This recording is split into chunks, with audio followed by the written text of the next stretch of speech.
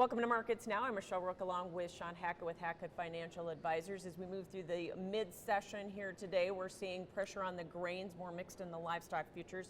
And Shawn, I want to talk about the grains because soybeans have still some bullish fundamentals, but right now are kind of getting drugged down by the corn and wheat market, right?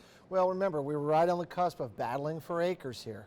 And, if corn continues to head south, and the soybeans don't head south, and we start moving that ratio of soybeans to corn to where we start getting acres back. And doesn't mean that soybeans don't need some of those extra acres, but it has to be careful it doesn't get too many of those acres, especially depending on how the planting season goes. Can old crop soybeans stay above $15 here? That's important. I really don't think that in this environment that we're in with commodities being so bearish right now and the worry over the Fed, we have this Fed meeting at the end of March, I don't think that old crop's going to be able to maintain that as we lose the excitement over Argentina drought. I think we probably find ourselves under 15. And corn also getting pulled down here by wheat. So the corn market has taken out some pretty major areas of support here. How much lower do you think we're going to go?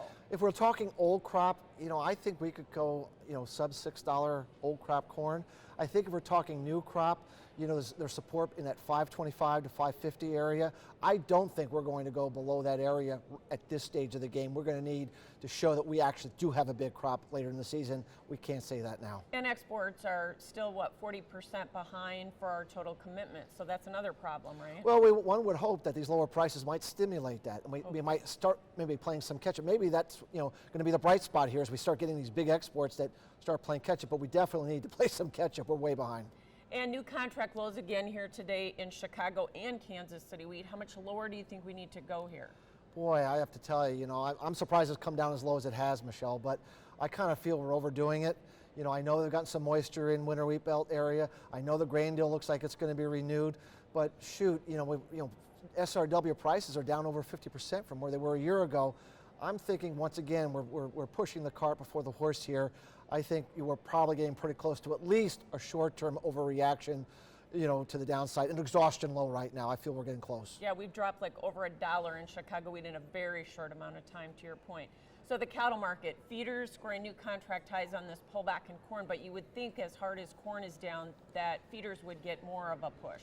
Our experience has been that when corn really starts to fall and the feeders stop reacting to the corn market falling, that's a sign that we're topping out in the feeder cattle market. Because a day like today, you would think if it can't rally today, then what's going to take for the feeder cattle market to rally? And so I think we might be making a shorter term top here. I'd be a little careful heading into the spring. Do you think live cattle have already topped? Because we have started to consolidate under the contract highs. I do believe the fats have topped out. I do think that the demand picture, remember, as much as we've had surprisingly strong beef demand, I still think we're going to find some chinks in the armor as we go into the spring, especially as the Fed keeps putting the ringer on the economy with these higher interest rates. Okay, so even if we get higher cash this week, you think we're still going to continue to consolidate? I do.